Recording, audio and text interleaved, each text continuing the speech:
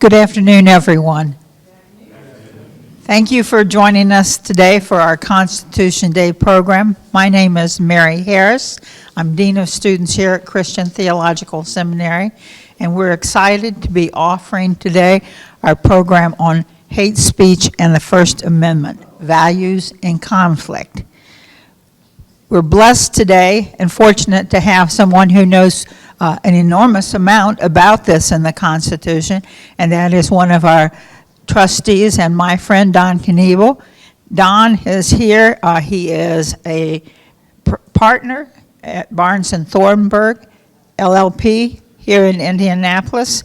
He is also on the faculty at the Indiana University Maurer School of Law, and he's joining us today amidst a very busy schedule because he leaves here and travels to teach a class at the law school.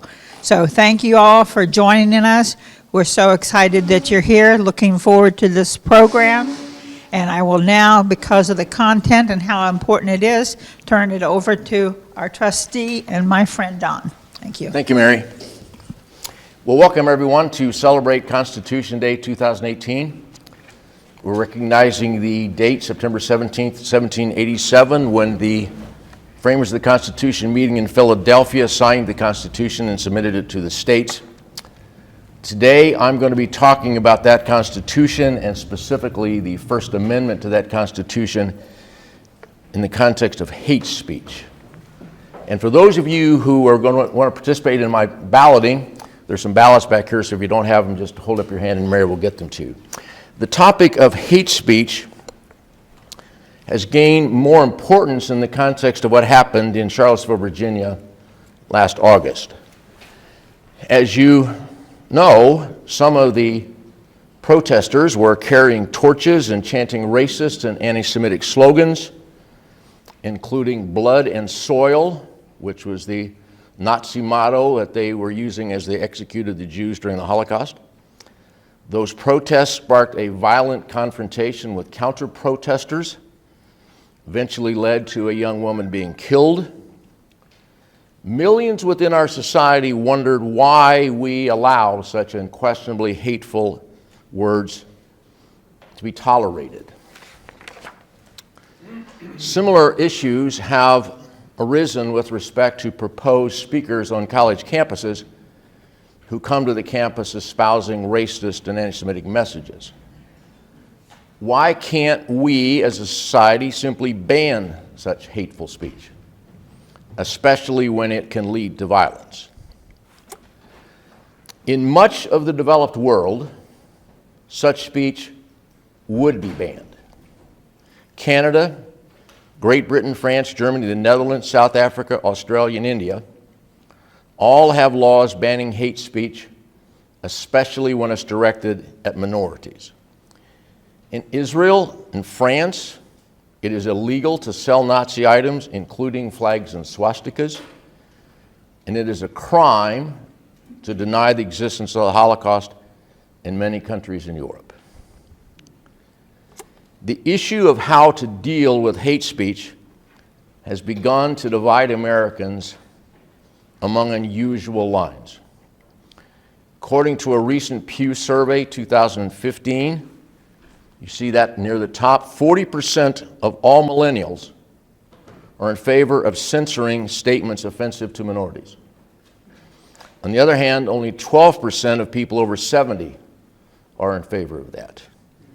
More Democrats than Republicans favor censoring offensive statements. You may remember a cartoon contest organized in Garland, Texas a few years ago by an organization considered by many to be an anti-Islamic hate group. The idea of the contest was for contestants to draw cartoons of Muhammad. The organizers said the intent was to make a public statement in favor of free speech.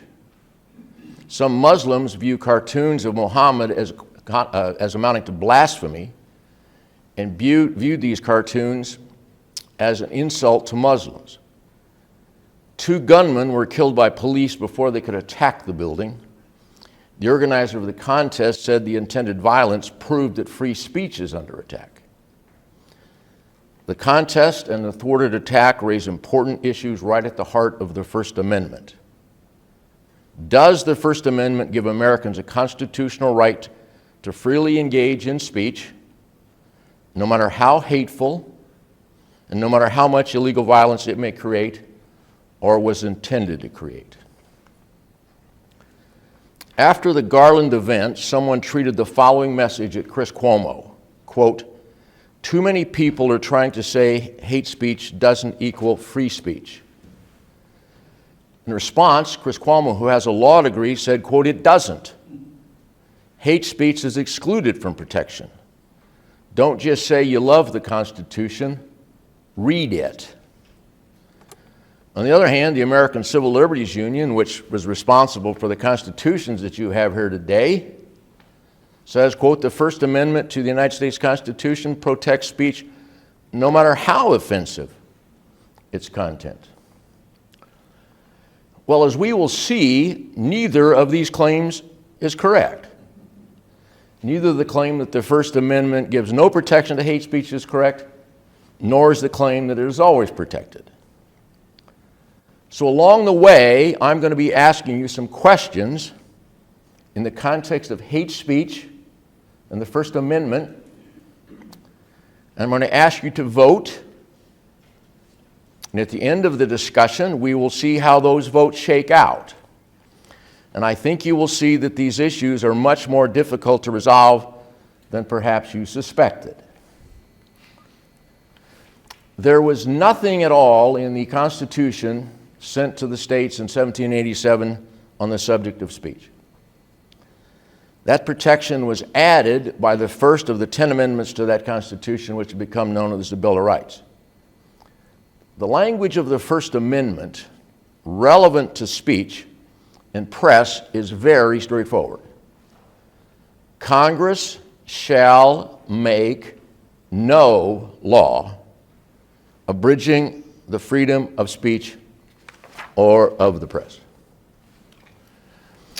Although it was originally intended to limit only the actions of the United States Congress, Supreme Court decisions in the 20th century made the First Amendment binding on the states, municipalities, and instrumentalities of the states, including state colleges. So essentially, any part of government is now governed by this shall make no law language. So to get a better understanding of what this all means, this very simple language, we need to get a better understanding of what it means to engage in speech. A newborn baby can't talk, but it can speak. When it cries because it's hungry, it is speaking a universal language. The protection of speech under the First Amendment is based on that straightforward proposition. Anything intended to communicate a thought from one human brain to another can be protected speech. Consequently, burning a flag with the intent of communicating contempt for the government is protected speech under the First Amendment. Raising a fist in protest can be protected speech. Burning a cross can be protected speech. Kneeling during the national anthem can be protected speech. We can even communicate by silence. The Supreme Court has held that refusing to recite the Pledge of Allegiance to the flag because of disagreement with government policy is silent speech. Well, the simple reading of the First Amendment, that Congress and now the states can make no laws abridging the freedom of speech, clearly cannot be taken literally. For example, Congress could surely make it illegal for people to divulge government secrets. That would obviously be restricting freedom of speech. Congress can also make it illegal to lie to a government investigator. That is a law abridging the freedom of speech.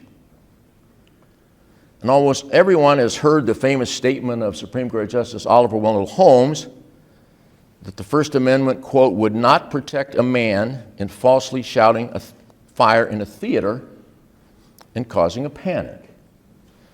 But yelling fire in a theater is, of course, speech. It communicates panic. So Justice Holmes, in the context of that famous remark, defined that certain speech is not protected by the First Amendment if, quote, the words used are used in such circumstances and are of such a nature as to create a clear and present danger that they will bring about the substantive evils that Congress has a right to prevent. So the question under the First Amendment is whether the speech presents a clear and present danger of causing something to happen that the government has a right to protect or to prevent. So since Congress clearly has the right to prevent disclosure of government secrets and of lying to investigators, just as it can prevent yelling fire in a crowded theater, the First Amendment does not prohibit the prosecution of speaking in those contexts. So the shall make no laws is not an absolute. It is context dependent. And it requires, for speech to be regulated, that there be a clear and present danger of something that the government has a right to prevent. Well, the Supreme Court has held that the requirement of a clear and present danger is important even in cases involving what might be called hate speech. In a case decided in 1969, a member of the Ku Klux Klan made racist and anti-Semitic statements at a Klan rally at which participants carried weapons, wore hoods, and burned a cross.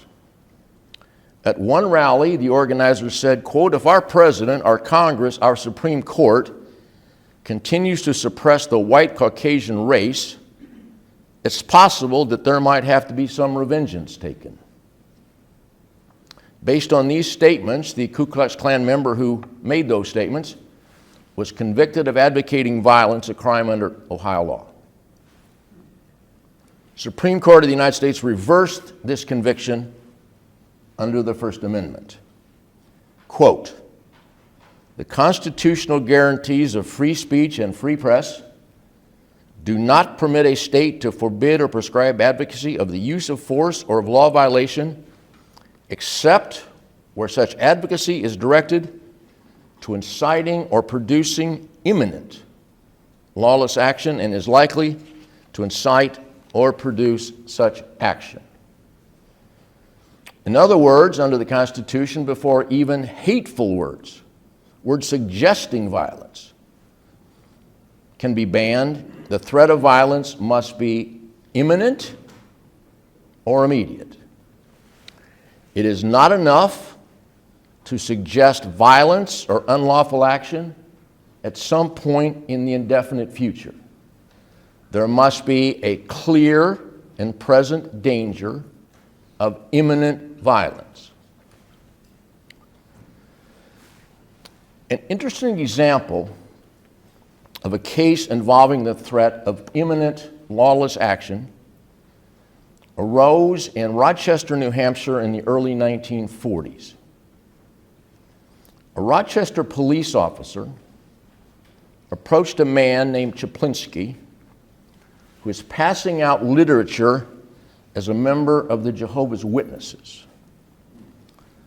Apparently because the officer would not arrest people who were harassing him, Mr. Chaplinsky allegedly said to the officer, "You are a goddamn racketeer and a damn fascist, and the whole government of Rochester are fascists or agents of fascists.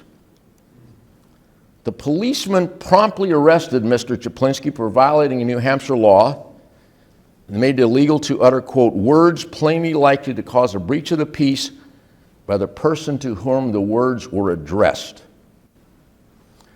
Mr. Czaplinski admitted that he'd cursed the police officer because of his frustration with the officer's refusal to protect his rights to practice his own religion.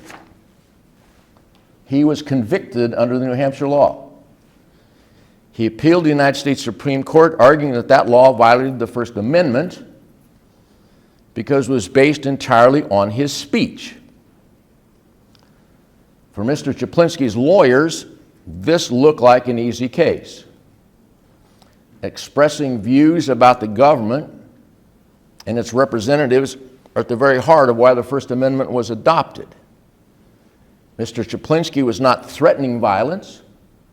He was not doing anything illegal. In fact, he was exercising his First Amendment to pass out religious literature, and the people were harassing him. Supreme Court unanimously affirmed Mr. Czaplinski's conviction, and what the court said continues to be applicable to efforts to control hate speech today. The court first articulated a test to determine when speech is beyond the protection of the First Amendment. It said that speech can be punished only when, quote, such utterances are no essential part of any exposition of ideas and are of such slight social value as a step to truth that any benefit that may derive from them is clearly outweighed by the social interest in order and morality. The court said that speech that had so little value that it can be prohibited includes what the court called fighting words. Words which by their very utterance inflict injury or tend to incite an immediate breach of the peace. The court concluded that Mr. Czaplinski's statements to the police officer were fighting words because damned racketeer and damned fascist are epithets likely to provoke the average person to retaliate and therefore cause a breach of the peace. The court specifically rejected Mr. Czaplinski's effort to show that his statements were provoked by the police officer, saying the reason he made the statements was not relevant to why they could be prohibited consistently with the First Amendment. So let's think about this case. Had the policeman or anyone else who heard Mr. Czaplinski actually lashed out at him, that person would have been guilty of at least an assault and breaching the peace. But because the statements were likely to provoke an illegal response, the words themselves became a crime that could be punished and not protected by the First Amendment. The Czaplinski case has received a lot of criticism from people who think it was decided incorrectly, but it's never been overruled. Courts today still say that, I got way ahead of myself here, that courts today still say that face-to-face words likely to cause the average hearer to resort to violence by breaching the peace are not protected by the First Amendment. Everybody understand that? So here we're going to go to your first chance to vote. During the Charlottesville protest, an unarmed counter-protester yelled at a person carrying a torch, calling him a goddamn fascist, a racist, and an anti-Semite who's destroying the country and should be banished forever. The protester carrying the torch hit the person uttering those words and was charged with assault and battery, to which he pleaded guilty. The counter-protester was also arrested and convicted under Virginia law forbidding fighting words intended to incite violence in the person hearing them.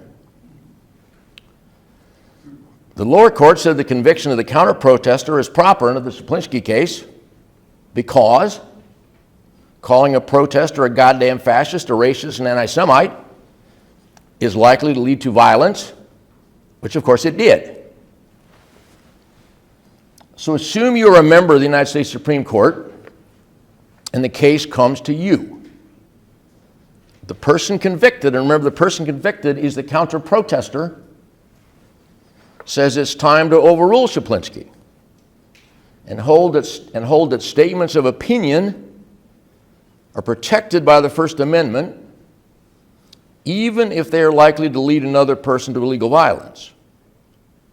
After all, says the counter-protester's lawyer, calling the protester a goddamn fascist, a racist, and anti-Semite who's destroying the country and should be banished is simply expressing a matter of opinion. And the First Amendment protects the right of people to express opinions, no matter how unpopular. And the reaction of the protester lashing out was itself illegal, so it makes no sense to punish someone for causing another person to undertake an illegal act.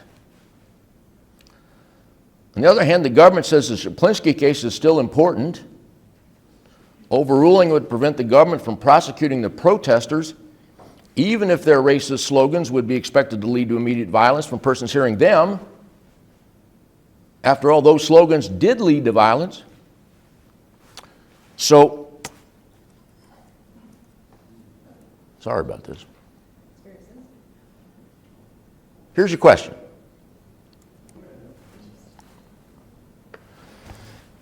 Here's the choices. Szaplinski should be overruled. Even fighting words should be protected under the First Amendment. Other choice, Szaplinski should not be overruled. Fighting words have no value and should not be protected by the First Amendment. So take some time to mark your ballots as if you're a Supreme Court justice in this case. If you don't have a pen, you can sort of hold up your hand and we'll make sure you get one. Yes? Fine.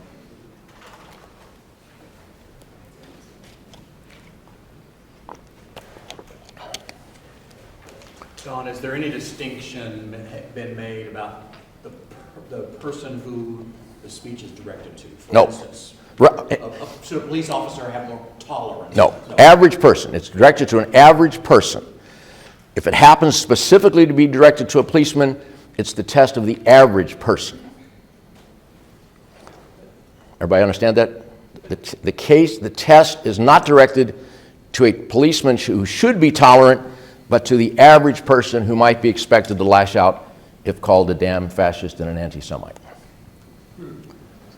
Okay. Frank? So what if the policeman... Yep. What if the policeman says fighting words to me? That the policeman is also guilty if your response would be exactly as which predicted. The policeman would also be guilty of the fighting words. It's directed in both directions. So remember, in this case, the way I've set it up, the words come from the counter-protester calling the protesters the fascists and Nazis. The protesters, the Nazi sympathizers, went to prison for the violence. The counter-protester was arrested because of the words that provoked the violence. Yes? I'm not sure about what's the right way for the Supreme Court to handle overturning a precedent. Is there a higher bar that they need a reason to not just follow the precedent? Or is it just if they choose? The answer is a precedent is presumed to be correct. Right. But the court can always overrule its precedent. In fact, I just recently saw that the Supreme Court in its history has overruled 300 of its prior decisions. It's a option of any court if it believes the prior ruling was not correctly decided.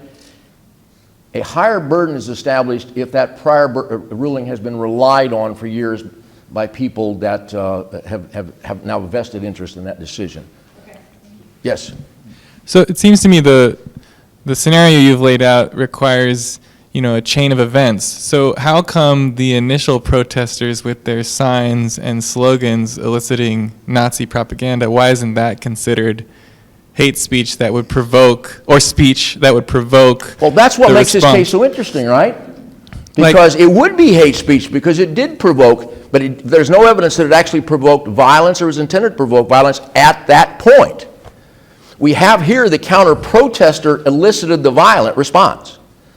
The Nazi-waving protesters, so far as we know, didn't create a counter-violent response. So the only way to assess Chaplinsky is based on the outcome, not prior? You're the Supreme Court. You've heard the argument. Yes. Would it be eliciting violence if I was a part of that and saw these signs or what have you that we are considering speech, their signs, they're protesting, I take offense to it enough to provoke violence, and I throw a punch? You be arrested, and if a court concludes that it was likely to to trigger such a response in an average person, those would be fighting words. Absolutely. That's the case you're being asked to focus on. So then in that... Does it make a difference to you which side? It sounds like it does make a difference to you. Well, because I guess my confusion is if the signs alone can be seen as fighting words. Maybe, but nobody got convicted for that. They got convicted for the violence. You're being asked to decide the case in the context of the person that did get convicted for the words. And I think when we see this, you'll see that makes a difference to you. So everybody voted? Okay. So now let's look at another basis, finding that so-called hate speech is beyond the protection of the First Amendment. You probably already know that if I were to say to any particular person here that that person is a pedophile, the person I name could sue me for slander and would win unless I could prove that whomever I named is in fact a pedophile. So I can be punished for my speech under the libel and slander laws so long as what I said is not true. That's a limit on my speech. That all seems reasonable enough. The Supreme Court has said that the First Amendment doesn't overrule libel and slander laws that have existed since before the time the Bill of Rights was enacted. But what if I were to say in some public place that it was my opinion that anyone who attends CTS is likely to be a pedophile? Do I have a right to say that? Does the First Amendment give me a right to express my opinion that all the people who attend CTS are likely to be pedophiles? Well, the answer to that question is probably no, based on what the Supreme Court said in 1952 in a case called Beauharnais versus Illinois. Mr. Beauharnais had been convicted of distributing a petition calling on the mayor and city council of Chicago to exclude African Americans from moving into white neighborhoods. His petition said, quote, "If persuasion and the need to prevent the white race from becoming mongrelized by the Negro will not unite us, then the aggressions, rapes, robberies, knives, guns, and marijuana of the Negro surely will." Now, Mr. Beauharnais was obviously engaged in petitioning, which is itself protected by the First Amendment, and his statements didn't rise to the level of fighting words because they were not directed at a specific person in the immediate vicinity of these words. It was a petition to the government. But the majority of the Supreme Court of the United States held that the statements effectively libeled all African Americans as rapists and robbers and was therefore seen as a group libel and not protected by the First Amendment. 3 justices dissented, including Hugo Black, who at one point had been a member of the Ku Klux Klan. He said, quote, "This act being upheld sets up a system of state censorship, which is at war with the kind of free government envisioned by those who forced adoption of our Bill of Rights. The motives behind the state law may have been to do good, but the same can be said about most laws making opinions punishable as crimes. History indicates that urges to do good have led to the burnings of books and even to the burning of witches. 1964, the United States Supreme Court imposed additional limits on the assertion of libel claims against newspapers. In a case arising from the publication of an advertisement claimed to have libeled the Montgomery, Alabama Police Department, the court held that plaintiffs in libel cases involving matters of public interest or public figures must establish that the allegedly libelous statements were made with knowing falsity or reckless disregard of the truth. As a result, it's become more difficult for plaintiffs in libel cases involving public figures or matters of public controversy to win. So we're now going to consider the next issue for you to vote on. Suppose after the Charlottesville protest, the Indianapolis Star published an editorial saying that everyone who marched with those carrying torches in Charlottesville is anti-American, with views equivalent to those of Nazi Germany, and should be barred from any further protests as a danger to society. The editorial was accompanied by this photograph of the protesters. A resident of Indiana who participated in the protest and was in the picture brought a libel case against the Star, alleging that the editorial libeled all protesters, even though the Star had no evidence that all the people in the picture had anti-American views. In particular, the plaintiff says she joined this march because she wanted to be able to report back on any illegal acts, and she didn't hold racist or anti-Semitic views. So you're a member of the jury in this case. The plaintiff points to the case out of Chicago and says the Star libeled all those who protested, but who did not have racist and anti-Semitic views, which includes her. And the Star had no basis for labeling everyone as anti-American simply because they were in the march. The Star says, on the other hand, it was simply expressing an opinion on a matter of importance to the public that's protected by the First Amendment. The Star says it was not unreasonable and certainly not reckless to conclude that anyone marching and carrying a torch shared the views of those who were shouting racial slogans, racist slogans. So here's your next vote. The Star had the right under the First Amendment to express its opinions against the protesters, or the Star is guilty of group libel and exception to the First Amendment. You understand the question? Time to vote.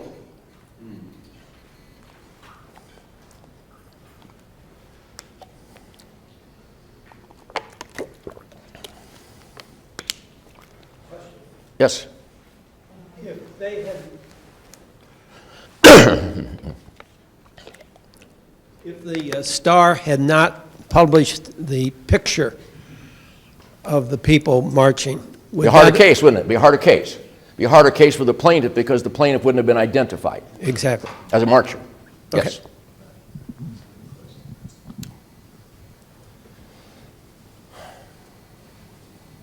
Any other questions? Ready to move on? The final basis for controlling hate speech, consistently with the First Amendment, comes from a cross-burning case. In 2003, the Supreme Court held that the First Amendment does not prevent states from banning cross-burnings if the state can prove that the action was intended to intimidate someone. Said another way, speech that is intended to intimidate someone is not protected by the First Amendment. The court defined intimidation this way. Intimidation is the constitutionally prescribable sense of the word, in the constitutionally prescribable sense of the word, is a type of true threat where a speaker directs a threat to a person or group of persons with the intent of placing the victim in fear of bodily harm or death. Understand the standard? Okay. So here is your last opportunity to vote. I want you to assume that you are the editor-in-chief of a student newspaper at a state university subject to the First Amendment. A student group is bringing to your campus a well-known speaker who advocates for the separation of races and claims that your university has been far too accommodating to persons of color. The group has asked your paper to run an advertisement promoting the speaker, and the title of his talk, quote, "Make the Campus White Again." The Black Student Association says its members interpret the views of the proposed speaker and the title of his talk as intimidating to them and threatening their position at your school, and asks that you not run the advertisement or cover the talk. Specifically, the Black Student Association says it fears the speaker and his message will induce students to accost its members and other persons of color, and that your publication of the advertisement makes that result more likely. On the other hand, the student group who's promoting the speaker threatens to sue the university and you personally if you refuse to run the advertisement, saying that your refusal abridges its freedom of speech and therefore violates the First Amendment. After all, there's no evidence that the advertisement itself can intimidate anyone, and that's all you're being asked to consider. So, what's your decision? Your choices are: you will not accept the advertisement because the speaker and the title of the talk would create an atmosphere of intimidation on campus, an exception to the First Amendment, or the First Amendment rights of the student group proposing the speaker would be violated if you refuse to run the advertisement, which does not itself rise to the level of intimidation.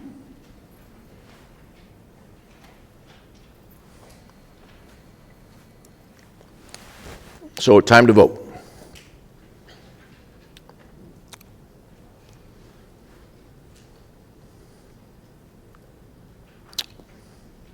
Everybody ready?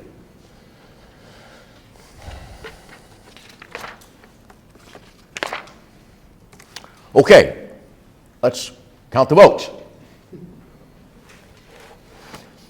As I hope you can see, finding the boundary between hate speech and the ideals of the First Amendment can be difficult. We may see that views of people will differ even within this room. So look at your ballots. Question number 1. How many of you think that the Shaplinsky case should be overruled and even fighting words should be protected under the First Amendment? How many of you think Shaplinsky should not be overruled because fighting words have no value and should not be protected by the First Amendment? Are you surprised? So, for those of you who think Shaplinsky should be overruled, anybody want to volunteer why they came up with that view? Mr. Thomas? Dr. Thomas? Wait a minute, there's a microphone here. I did because I can't imagine, at least it's hard in my imagination to imagine a police officer saying those kind of words to me, and if I hit the police officer, that I won't be, that it will be resisting arrest. So I voted this way because I don't believe, and it could be that some have been convicted. It's my sense that it's not equal. It doesn't fit. Your sense is that how people see this depends on who is saying the words. Yes. Anybody else want to talk about why they would vote to overrule Shaplinsky? Okay, who wants to vote? Who wants to say why they voted to uphold Shaplinsky?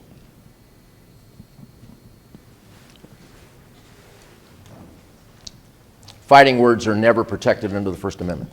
The way you presented it was, it doesn't matter whether you're a police officer or someone who should be more tolerant, and you presented it as the average person.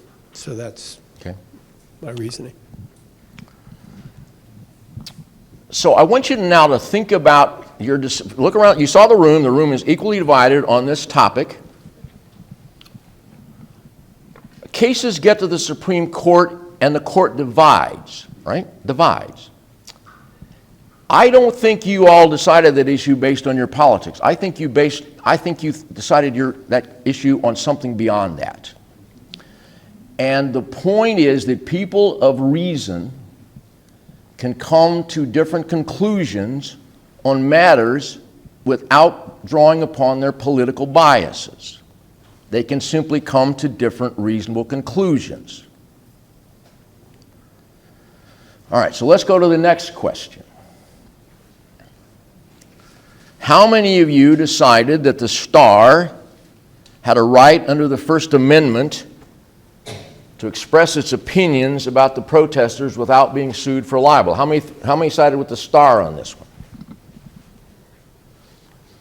How many decided that the Star was guilty of group libel?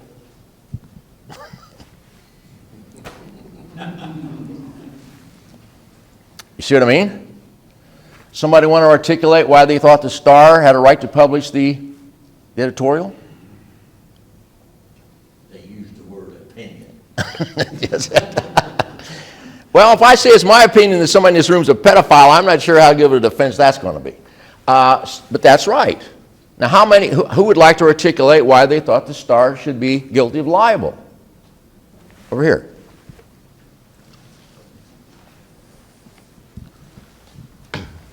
I don't think the First Amendment makes the Star exempt from libel laws. They said something that damaged people, including people who were innocent, and it was sort of reckless on their part. Okay. I don't think that exempts them from libel laws. Okay. So let's just see the did. I want you to look around the room. We do this. How many would vote for the Star? Show your hands.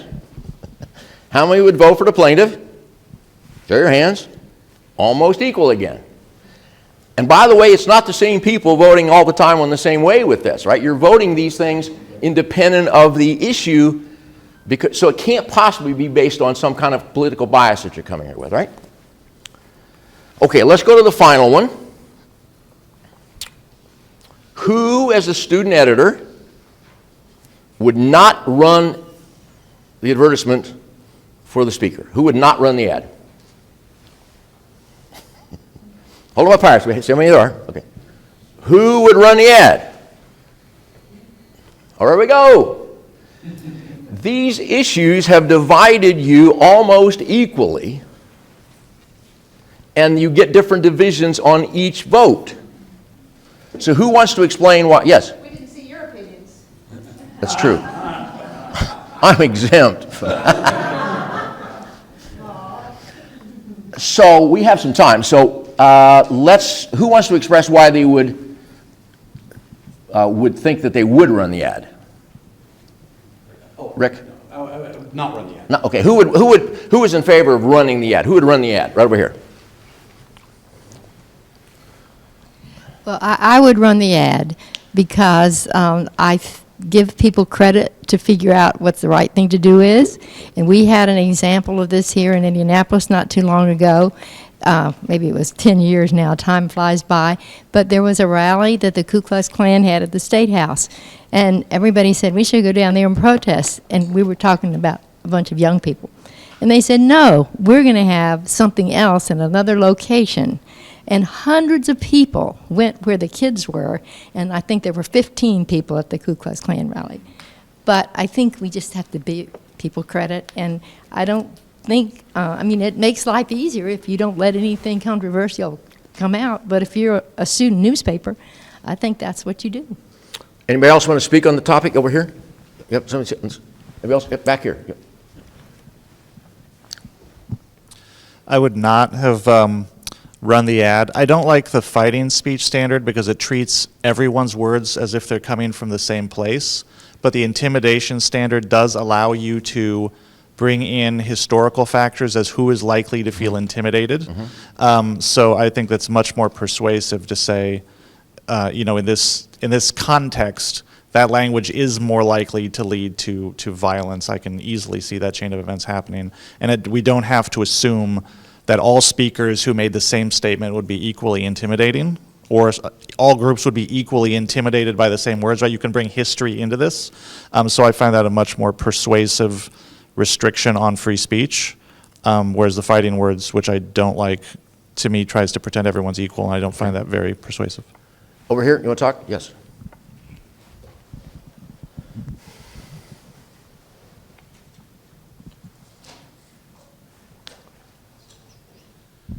So the distinction that I see is, while the government ought not restrict freedom of speech, in this case, the state university is an agent of the government. An agent of the government also ought not be involved in promoting things that are hate-driven or unethical. So it's a word we haven't mentioned during the discussion. I think there's an ethical obligation on behalf of a state agency to avoid doing things that are wrong. What about the argument from the students that they have a First Amendment right to have that advertisement published because you're suppressing their speech? Rick? I would say that there's another right in place in the freedom of the press, and that the newspaper is not obligated to accept editorials or letters to the editor or even advertisement, and that's a choice that they make day by day. Okay. Yes? A lot of comments here on this one.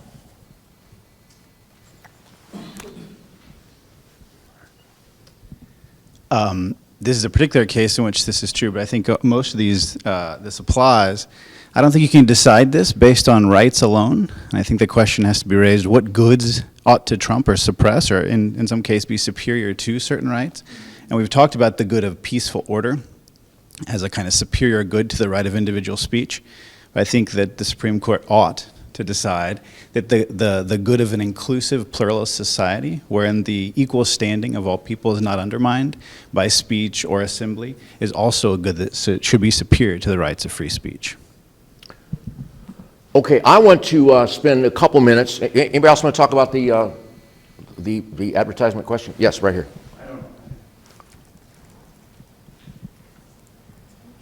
I come at this maybe more psychological than legal, but when people are told they can't do something or can't, it leads to resentment, which breaks out in some other area, perhaps more violently or more extreme-wise than if they would be permitted to have that ad for that meeting, and give people a chance to express themselves. And as I say, that's more of a psychological argument than a legal, but I nonetheless feel that that is valid. So I'm going to make an observation, and that is that there are people in this room who are as old as I am, and there are people in this room who are a lot younger. And I want you to look at this chart and see if that helps to explain some of the comments we have already heard this today. 40% of all millennials would vote to censor offensive statements about minorities. Only 12% of those over 70 would have the same view. We've demonstrated a little bit of that. Anybody have any thoughts as to why that's true? Yes, why that's true? Well, I wonder if some of it is being able to project the shoe being on the other foot. If you allow censorship one direction, maybe I've been around long enough to see the pendulum swing another way and not appreciated those censorships being used differently. And so I'm trying to avoid that censorship. The longer you live, the more you see the tables can be turned. That's Yes. right? Okay, how about some younger person? Give an explanation as to why we have this dichotomy. Fairly dramatic, by the way. It's almost 4-1. So there's a clear correlation for people who are younger, be more liberal-minded, and there's a correlation for people who are older to be more conservative. These values and opinions change as people age. I'm a liberal, by the way. I am too. The more somebody is extreme to the left and the more somebody is extreme to the right, the more they want to resist the opposite form of speech. So for millennials who are typically liberal, they're intolerant of things that don't match with their own value system. And that's the same with people who are older and more conservative. They're intolerant of opposing points of view. Are you surprised that under this poll, which is only 3 years old, more Democrats than Republicans would censor offensive speech. Anybody surprised by that? No? Okay.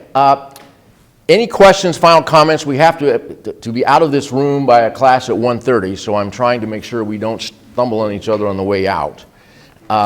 Any observations you all would like to make on this Constitution Day 2018?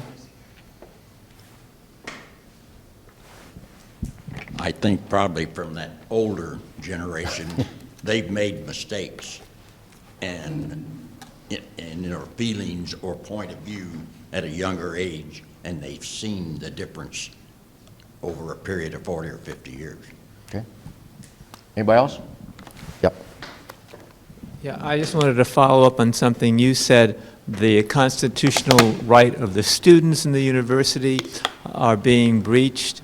And I think that's, I teach here at Butler University. I see it at Butler, where this antagonism toward hate speech and antagonism toward people that we deem hateful means that we have the right to censor them. And I think we're doing a great disservice to our students when we disrupt or attempt to prevent speakers from coming to campus. And it's What, you want to comment over here?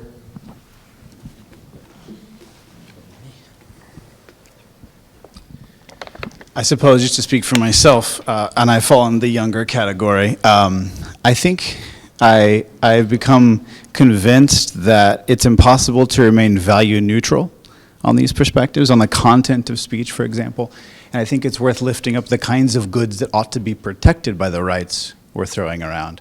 And free speech being one of them, I think among my generation, I'm interested in saying the government ought to protect the good of an inclusive, pluralist society in which the equal dignity and standing of all people cannot be undermined by a reference to individual rights. Great. Okay. Right.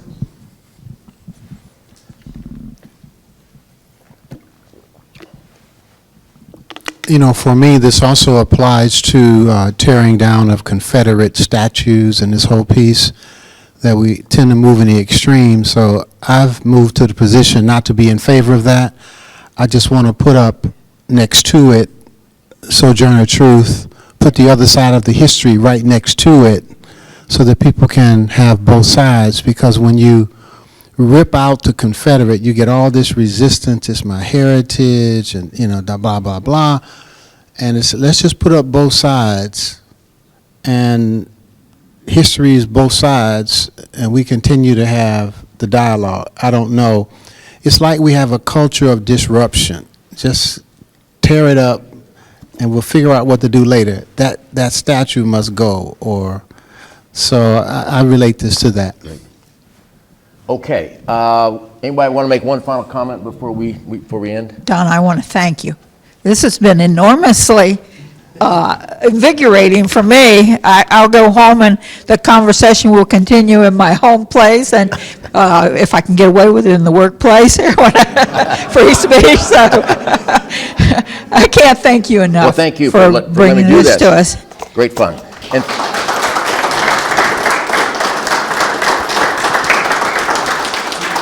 And thank you for being a typical audience. I would have predicted at the beginning, but I've never really felt comfortable doing it, that you're going to split 50-50 on all these issues. So thank you for doing that, which always happens. The average person. Average person.